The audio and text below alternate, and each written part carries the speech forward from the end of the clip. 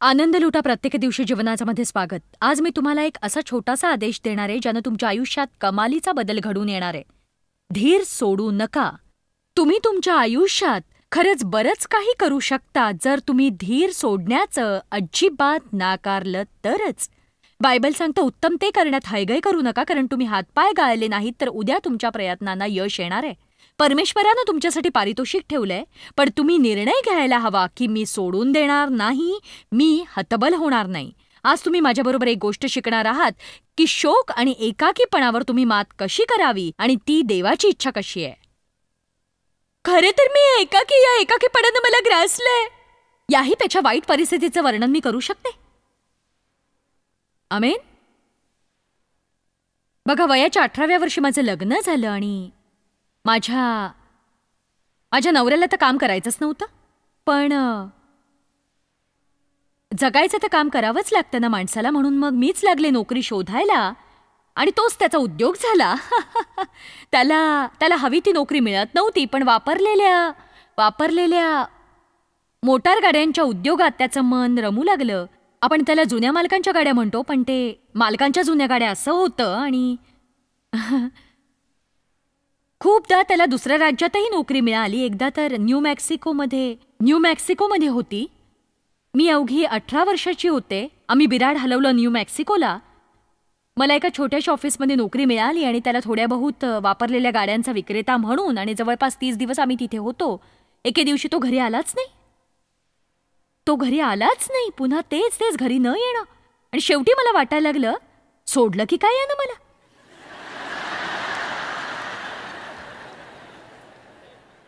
विचार करून बघा काय झालं असेल माझं.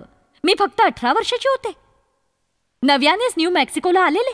जेवढे पैसे कमावले होते त्या रकमेशिवाय माझ्याकडे काहीच नव्हतं. घरी परत जायला पैसे नव्हते आणि फोन करून मला मदत करायला या असं सांगणं म्हणजे मूर्खपणा होता. इतकंच नाही तर माझे वडील मला म्हणालेही होते की जातेस तर जा, पण एक दिवस असा येईल की तुला परत यावंच लागेल. उद्या तुला माझ्या आधाराची गरज लागेलच. आणि त्या क्षणी मला खरंच कुणाचा तरी आधार हवा होता, पण इतकं एकाकी वाटत होतं मला. खरंच एका मोटेलमध्ये छोट्या जागेत मी राहत होते आणि खाण्याव्यतिरिक्त काहीच करत नव्हते. 30 दिवसात 30 पाऊंड वजन वाढलं माझं, कारण सारखं खाणंच चाललं होतं. फक्त खाणं. मला आठवतंय मी अगदी वेडीपिशी झाले होते. माझ्या लग्नाला 5 वर्ष झाली होती. तो काळ संपला तेव्हा मी गर्भार होते आणि माझ्या गर्भारपणातच त्यानं मला सोडलं. सगळ्यांना सांगत सुटलं हे मूल माझं नाही. आणि आम्ही राहत होतो त्याच्या 2 घरं पलीकडे. तो दुसऱ्या बाईबरोबर राहिला आणि आता दर दिवशी त्याच्याच घरावरून गाडी घेऊन मी ऑफिसला जायचे आणि पाहायचे काय तर तो दुसऱ्या बाईबरोबर मजा करतोय, अगदी मजेत आहे. म्हणजे यापुढे मला काम सोडावं लागणार, माझ्याकडे काही काम उरणार नाही, मला कोणी मित्रमैत्रिणी असणार नाहीत. आणि मला असंच वाटत होतं की एकाकीपणात खरंच काय होतं माणसाचं ते मला माहितीये. आपण कुठल्याशा निर्मनुष्य वाळवंटात येऊन पडल्यासारखं वाटतं आणि आपल्याला वाटतं आपलं आयुष्य म्हणजे केरकचराच आहे. जर तुम्ही दुखावले गेलात तर मनाची काय स्थिती होते मी जाणते, पण त्याही परिस्थितीवर मात करता येते. समजलं का? तुम्ही तसं राहायची गरज नाही. बोटीतून बाहेर पडायला तुम्ही तयार असाल तर तुम्ही पाण्यावरही चालू शकाल. तुमची परिस्थिती बरीच बरी आहे माझ्यापेक्षा, कारण मला हे सांगायला कुणी नव्हतं. तुम्हाला मी सांगते तरी, मला कुणाचाही आधार नव्हता, कुणी काही सांगणारं नव्हतं. आयुष्य निरर्थक झालं होतं माझं. कुणीच माझ्या मदतीला येणारं नव्हतं. माझी हेअर ड्रेसर जी माझी केशरचना करायची मला घेऊन गेली, ती आणि तिची आई. आणि गर्भारपणातले शेवटचे 3 आठवडे मी त्यांच्यासोबत राहिले. आणि जेव्हा मी माझ्या मुलाला जन्म दिला, हे महाशय पुन्हा परतले मला पाहायला. आणि पोराचा तोंडावर त्याच्यावरच गेला होता, त्यामुळे तो त्याला नाकारूच शकत नव्हता. आम्ही जाणार कुठे होतो? आम्ही निघालो तिथून आणि गाडीत जाऊन बसलो, पण कुठे जाणार होतो? आता आपण कुठे जायचंय? आपल्याकडे घर नाही, काहीच नाही. मग त्यानं आपल्या नातेवाईकाला फोन केला. त्याच्या भावाची ती बायको होती, ती खरीखुरी ख्रिस्ती महिला होती आणि तिनं आम्हाला घरात घेतलं.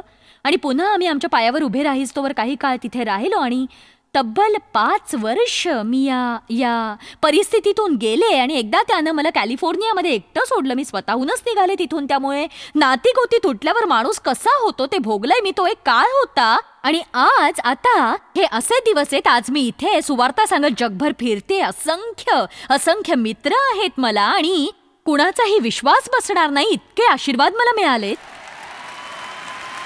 म्हणून बघा, आज तुम्ही कुठल्याही परिस्थितीत असा, ती परिस्थिती जेव्हा संपायची तेव्हाच संपते आणि म्हणूनच अजूनही हे संपलेलं नाही.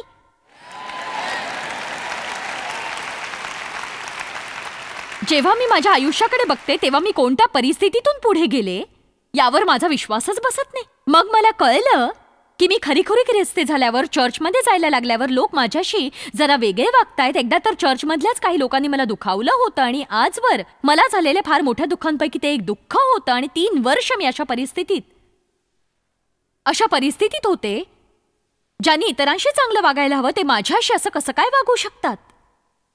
पण आज मी कुठे ते त्यांना दिसतंय. नक्कीच बघा, हेच चर्च आहे. पवित्र आत्म्याच्या या रुग्णालयात स्वागत असो.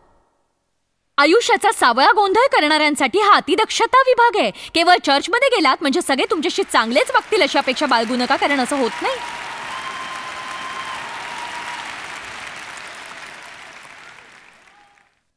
हालेलुया.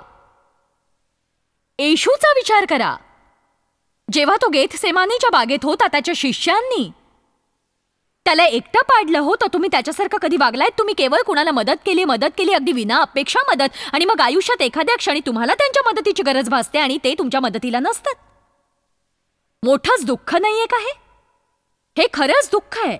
म्हणजे असं बघा की तुम्ही म्हणजे तुमच्या आयुष्यासाठी मी सगळ्याचा त्याग करायचा, आणि येशू काय म्हणाला? तुम्ही माझ्यासोबत तासभर जागा राहूनही प्रार्थना करू शकत नाही? येशूला जेव्हा वधस्तंभावर खेळलं जात होतं तेव्हा आठवा, तो म्हणाला, माझ्या देवा तू माझा त्याग का केलास? पण आता बघा तो कुठे आहे? स्वर्गीय पित्याच्या उजव्या हाताला. तिथे त्याला मानाचं स्थान आहे. आमेन. त्याचे पाय पदासनावर आहेत आणि तो वाट पाहतोय की परमेश्वर त्याच्या शत्रूंना, खरं तर तो म्हणाला, माझ्या उजवीकडे बस, मी तुझ्या शत्रूंना तुझं पदासन बनवतो बघ. म्हणून तो फक्त वाट बघत बसलाय. एक सांगू, नीट ऐका, हे संपलेलं नाहीये. तुमच्या आयुष्यात तुम्ही फार काही गमावलं असेल. कदाचित फार भयावह परिस्थिती तुमच्या समोर असेल. अयोग्य गोष्टी, अन्यायकारक गोष्टी घडूनही गेल्या असतील तुमच्या आयुष्यात. तुमचं बालपण नासलं असेल. पण ते सगळं झटकून तुम्हाला पुढे जायचंय. कारण यिर्मया अध्याय 29:11 म्हणतं, परमेश्वर म्हणतो, तुम्हाविषयी माझ्या मनात जे संकल्प आहेत ते मी जाणतो. ते संकल्प हिताचे आहेत, अनिष्टाचे नाहीत. ते तुम्हास तुमच्या भावी सुस्थितीची आशा देणारे आहेत. परमेश्वर तुमच्या आयुष्यात काय चमत्कार घडवेल तुम्ही सांगू शकत नाही. आता माझं ऐका, टीव्हीवरून पाहणाऱ्यांनीही ऐका. निराश राहून आणि धीर सोडून नुसतं बसू नका. शोक करण्याचं ते भूत तुमच्या मानगुटीवर बसू देऊ नका. तुमच्या आयुष्यात काय घडवायचं हे देवाच्या मनात आहे. कुणीतरी येईल, काहीतरी अद्भुत घडवेल म्हणून निवांत बसून कसं चालेल? देवाच्या नावे तुम्ही स्वतःला प्रोत्साहित करा. नैराश्य, गोंधळ दूर लोटा. उठा, कुठेतरी जा, स्वच्छ विचार आत्मसात करा, स्वच्छ पेहराव करा, कुठेतरी फिरायला जा आणि मस्त कॉफी पीत राहा. पण काहीतरी करा. आमेन. काही कृती करा. नुसतं कुढत बसायचं आणि मरणाची वाट पाहायची हे बरोबर नाही. मरेपर्यंत नुसतं कुढत बसण्यात काय अर्थ आहे? हालेलुया.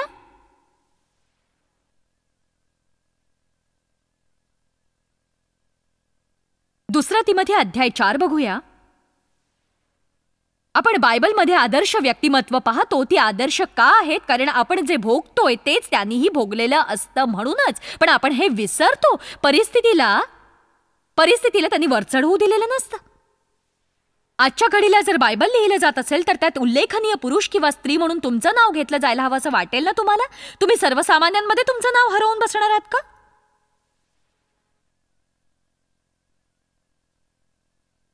दुसरा तिमोथी अध्याय 4 वचन 14 ने सुरुवात करू.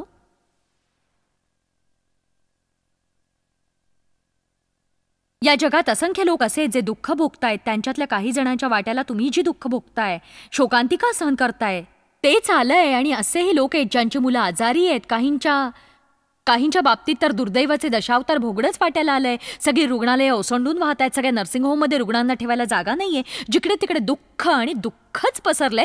तरीही परमेश्वर म्हणजे विसाव्याचा देव आहे. आणि मी इतकी सुदैवी आहे की परमेश्वराला हाक कशी मारायची हे मला माहिती आहे. तुम्ही तुमच्या समस्या सहन करू शकता, पण देवाला जाणणं तुमच्याच्यानी का होत नाही? तुम्हाला ज्या समस्या त्या जगात अनेकांना आहेत आणि त्यासाठी देवाची मदत कशी मिळवायची ते त्यांना कळत नाही. आशा म्हणजे काय माहित नाही. विश्वासाच्या नजरेने कसं पाहायचं आणि विश्वास ठेवायचा म्हणजे काय करायचं हे त्यांना माहित नाहीये. जे नजरेला दिसत नाही त्यावर तुम्ही विश्वास ठेवू शकता, पण आध्यात्मिक जगात चमत्कार घडत असतात. आणि तुम्ही तुमच्यातल्या विश्वासावर भरोसा ठेवता तेव्हा तुम्ही तिथे पोहोचता ते विश्वासू हृदयानं आणि विश्वास वचनानं, आणि मग तुम्ही ते आध्यात्मिक जग तुमच्या जगात अनुभवू शकता, जिथे तुम्हाला दिसेल देवाच्या अनंत चमत्कृती तुमची वाट पाहतायत. देववचनापर्यंत पोहोचायला मला पुष्कळ वर्ष खर्च करावी लागली. कधी कधी वाटायचं मूर्खपणाचं आहे सगळा. चालता बोलता माझ्या मनात यायचं, मी माझं आयुष्य आनंदात जगायला शिकणारे सैताना, मी कर्मठपणानं वागायला लागणारे, मी निराश होणार नाही, मी पळ काढणार नाही आयुष्यातून, मी सर्वसंग परित्याग करणार नाहीये. आणि तरीही तू माझ्याकडे पाहावंस. मी तुला बजावून सांगते, माझं मनोधैर्य वाढवायला माझे म्हणून लोक माझ्याकडे नाहीयेत. माझं कुटुंब माझ्यासोबत आहे, पण लोक माझ्या विरोधात आहेत. कुणी तुम्हाला प्रोत्साहन द्यायला नसतं म्हणून तुम्ही सोडून द्यायचं नसतं सगळं.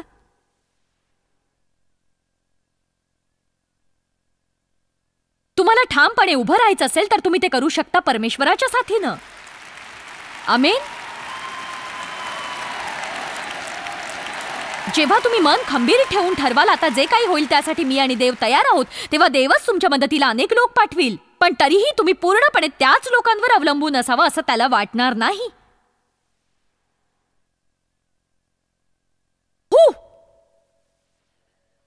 मला वाटलं नव्हतं आपण आज इतके उल्हसित होऊ. 2 तिमोथी अध्याय 4 वचन 14 पौल म्हणतो, अलेक्सांद्र तांबटाने माझे पुष्कळ वाईट केले, त्याची फेड त्याच्या कृत्यांप्रमाणे प्रभू करील. तो असं म्हणत नाही त्याच्या कृत्यांची फेड मी करीन म्हणून. त्याच्याविषयी तूही जपून राहा, कारण तो आमच्या बोलण्यास फार आडवा आला होता. माझ्या पहिल्या जबाबाच्या वेळेस माझ्या बाजूस कोणी नव्हता, सर्वांनी मला सोडिले होते. याबद्दल त्यांचा हिशेब घेण्यात न येऊ. बघा इथे पौल लोकांना काय शिकवण देतोय ते पहा. तो त्यांच्यावर जीव जडवतोय, त्यांच्यामुळेच त्याचा प्रवास दुःखमय झालाय, तो संकटात आहे. सगळेच त्याला सोडून चाललेत, तरी त्यानं काय म्हणावं? याबद्दल त्यांचा हिशेब घेण्यात नाही येऊ. वा, काय देवभिरू माणूस आहे हा. मला आवडतं ते वचन 17, तरी प्रभू माझ्याजवळ उभा राहिला. म्हणजे तो एकटा पडलेला नाहीये. त्याला जे दिसत होतं त्याही पेक्षा जे दिसत नव्हतं त्यावर त्याचा जास्त विश्वास होता. चला 2 करिंथ बघूया. तुम्हाला हे पटतंय ना? यातून काही शिकताय ना तुम्ही? आपण म्हणायला हवं, मी पळ काढणार नाही, सोडणार नाही, मी माझ्याच गोंधळात अडकून बसणार नाही, कारण सगळं संपलेलं नाहीये अजून.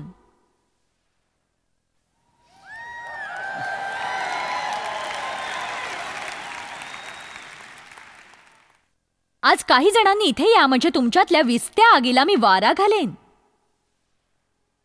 कधी कधी आपल्याला वाटतं आपल्यातली आग विझून तर जात नाहीये ना, कुणीतरी येऊन त्याला वारा घालावा. पवित्र आत्म्याची पाखर, जेणेकरून तो प्रज्वलित होईल आणि ज्वाळा दिसतील. मला हे 8वं वचन आवडतं. 2 करिंथ अध्याय 4 मधलं, आम्हावर चोहोनकडून संकटे आली तरी आमचा कोंडमारा झाला नाही, आम्ही घोटाळ्यात पडलो तरी निराश झालो नाही, आमचा पाठलाग झाला तरी परित्याग करण्यात आला नाही, आम्ही खाली पडलेले आहोत तरी आमचा नाश झाला नाही. आमचा पाठलाग झाला तरी परित्याग करण्यात आला नाही, आम्ही खाली पडलेले आहोत तरी आमचा नाश झाला नाही. वचन 18 पहा, ते सांगतं, आम्ही दृश्य गोष्टींकडे नाही तर अदृश्य गोष्टींकडे लक्ष लावतो, कारण दृश्य गोष्टी क्षणिक आहेत पण अदृश्य गोष्टी सार्वकालिक आहेत. तो काय म्हणतोय कळलं? जे आपण पाहू शकतो ते सगळं नाश पावणार आहे, सडणार आहे आणि त्याचे अवशेषही राहणार नाहीत. आपण आपल्या या डोळ्यांनी जे पाहू शकतो त्याकडे इतकं लक्ष देणं थांबवायला हवं आपण, आणि विश्वासाच्या नेत्रांनी अधिक काही बघायला हवं. एक माझ्यासाठी कराल का? आता कधी जर नैराश्य आलं तुमच्या मनात, विफलता आली, सगळं संपल्यासारखं वाटायला लागलं, तुम्हाला हे सगळं नकोसं झालं, सोडून जावंसं वाटलं, काही मिनिटं स्वस्थ चित्त व्हा, देवाचं अस्तित्व अनुभवा, मनाचे दरवाजे बंद करा आणि तुमच्या हृदयात काय चाललंय बघा. कारण तुम्ही जर ख्रिस्ती असाल आणि ख्रिस्त जर तुमच्यात वास करत असेल, त्याच्या वचनातून तुम्ही काही शिकला असाल, तर तुम्हाला सांगू, तुमच्या हृदयात जे असेल त्यानं तुम्ही पार तरून जाल. पुढच्या वेळेला तुमचं डोकं तुम्हाला सांगू लागेल, तू चांगली नाहीयेस, तू अयशस्वी आहेस, सगळ्याचा गोंधळ घातलायस, तुला काही जमणार नाही, तर मग मनाची कवाडं क्षणभर बंद करा आणि म्हणा, परमेश्वरा तू काय म्हणतोयस याबद्दल?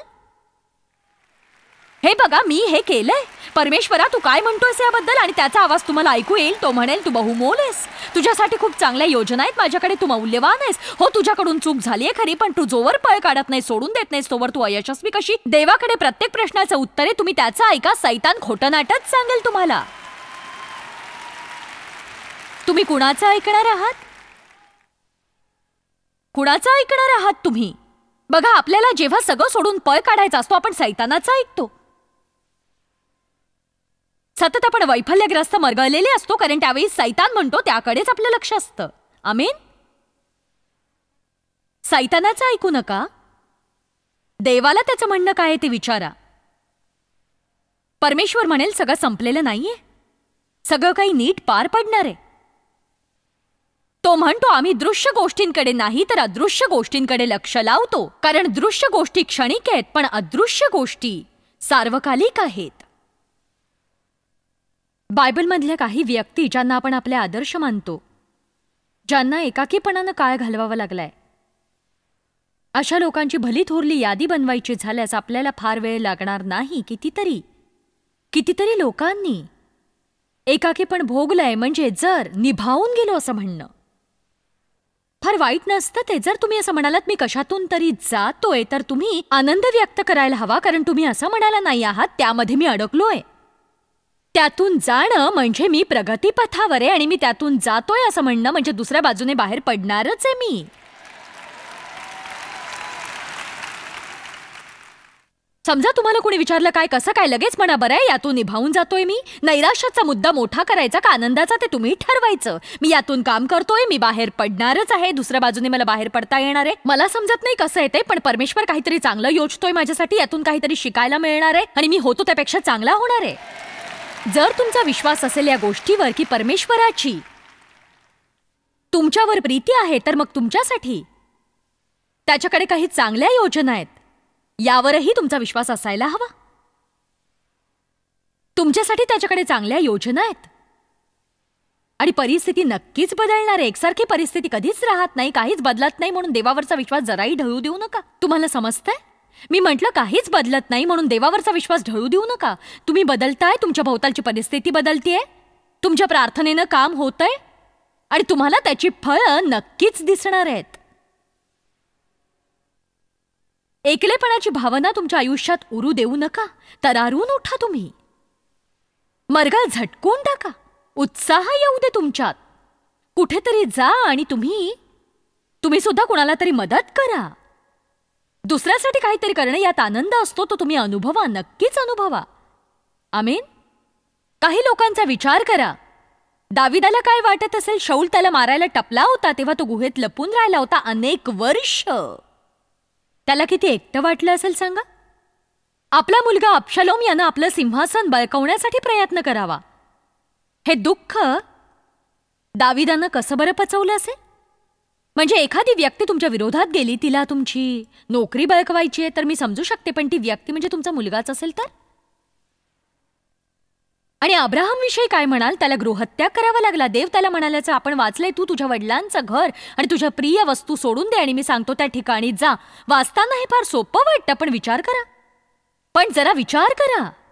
सगळं सोडा. सगळं सोडा असं सांगतोय तो. तुझ्या सर्व प्रिय गोष्टी सोडून दे. अरे बाप रे, वर तो म्हणतो तू कुठे जाणार आहेस हे मी तुला सांगणार नाही. चल उठ आणि निघ. तू मार्गाला लागलास की मी त्याविषयी सांगणार आहे. त्याला देवाचं वचन दिलं होतं, तो त्याला पाहू शकत नव्हता, ते त्याच्या हाती देखील नव्हतं. पण बघा, तो अशा गोष्टीकडे पाहत होता जी त्याला दिसतही नव्हती. मी पुन्हा सांगते, तुमच्यातले काही जण समस्यांनीच सुरुवात करतात आणि तुम्ही त्या समस्यांकडेच दीर्घकाळ पाहत राहिला तर त्या आणखी मोठ्या होतील आणि आपण दोषांकडेच पाहायला लागू. मी फारच वाचा आहे, मला चटकन राग येतो, किंवा मी अशीच आहे, मी तशीच आहे, मी तशीच आहे, अमुक तमुक तशी तमुक. तुम्ही त्याचा जितका विचार कराल, त्याच्याबद्दल जितकं अधिक बोलाल, त्याच्याशी जेवढी लगट कराल, तेवढा त्या समस्येचा बागुलबुवा वाढत जाईल. मग तुम्ही ते सगळं देवावर का नाही सोपवत? परमेश्वरालाच तुमच्या आयुष्याचं काय ते करू दे. तुम्ही आपले दुसऱ्याला मदत करण्यात स्वतःला रमवा आणि मदत करता करता हळूच एकदा स्वतःकडे पाहिलं की तुम्हीच म्हणाल, अरे च्छा, मी पूर्वीसारखी तेच उघडत बसले नाही. परमेश्वरच तुम्हाला वैभव प्राप्त करून देईल, तेच त्याच्या मनात आहे. मी काय बोलते ते कळतंय ना तुम्हाला? येशूनं तुम्हाला तुमचं आयुष्य आनंदात जगता यावं म्हणून मरण पत्करलं, तुम्ही कुढत बसावं म्हणून नाही. ऐकताय ना तुम्ही? येशूनं मरण पत्करलं ते तुम्ही आनंदी जगण्यासाठी, सदैव कुढत बसावं म्हणून नव्हे. माझ्या मुलांनी वाट आणला एकदी. माझा नवरा म्हणजे वैतागी नुसता. माझ्याकडे पैसे नाहीत म्हणून मी अशी बनले. मला माझी नोकरीच आवडत नाही. मला घराचं वीट आलंय. मला काहीच जमत नाही. नाही नाही नाही नाही नाही. आणि मग रविवार सकाळ उजाडते. हसत खेळत चर्चमध्ये जाऊया, हसत खेळत चर्चमध्ये जाऊया. आणि मग चर्चमधून बाहेर पडल्यावर हसत खेळत चर्चमध्ये आलो, आता घरी जाऊन भांडत राहूया.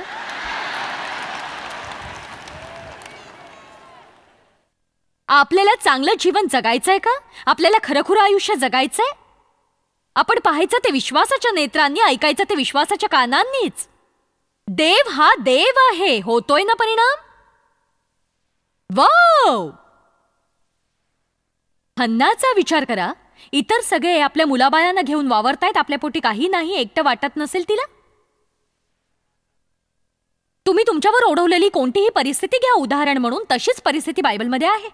कुणाच्या तरी वाट्याला तशीच परिस्थिती आली असेलच. एस्थेरचा विचार करते मी. ती छोटीशी यहुदी कुमारिका होती. फार फार मोठी नसावी ती. मला माहीत नाही, पण खरंच नसावी. कदाचित 20ची असावी ती. नक्की माहीत नाही तिचं वय, पण मला खात्री आहे आयुष्याविषयी तिच्या योजना असतील. अचानक परमेश्वरानं तिच्या योजनांमध्ये व्यत्यय आणला आणि तिला अशा परिस्थितीत ठेवलं की कोणत्याही तरुण यहुदी कुमारिकेला ती रुचली नसती. फारच हातातोंडाशी आलेली आणि घातक अशी परिस्थिती होती ती. किती एकटं वाटलं असेल तिला त्यावेळी सांगा मला. रूथचं उदाहरण घ्या. तुम्ही नुकसानीबद्दल बोलताय, पण तिचा नवरा, तिचा दीर आणि तिचे सासरे एकाच दिवशी गेले या जगातून.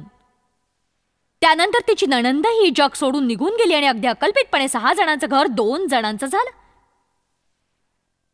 ती आणि तिची सासू काहीच नव्हतं त्यांच्याकडे, ना पैसा ना अन्न. तिच्या सासूनं तिला आपल्या मायदेशी पाठवलं, पण रूथसाठी तो प्रदेश अनोळखी आणि परका होता. ती शेतीवाडीतून जात होती. धान्य गोळा करताना सांडलेलं धान्य वेचत पुढे चालली होती. म्हणजेच थोडक्यात लोकांच्या उरल्या सुरल्यावरच तिला भूक भागवावी लागत होती. पण बघा शेवटी काय झालं. आज कुठेतरी हे ऐका मनापासून की दुःखाला अंत नाहीये आणि शेवटी तिचं शहरातल्या अत्यंत श्रीमंत व्यक्तीशी लग्न झालं. योसेफ बद्दलची कथा पहा. गुलाम म्हणून विकलं गेलं. त्याला न केलेल्या कृत्याची शिक्षा म्हणून 13 वर्ष तुरुंगात डांबून ठेवलं गेलं. पण शेवटी जॉयस मायरच्या आयुष्याची पहिली 18 वर्ष खडतर अवस्थेत गेली. त्यापुढची 5 वर्ष निराधार, एकाकी, अनपेक्षित. नवरा पळून गेला होता तिला सोडून आणि अशी तशी गेली. पण शेवटी आमेन.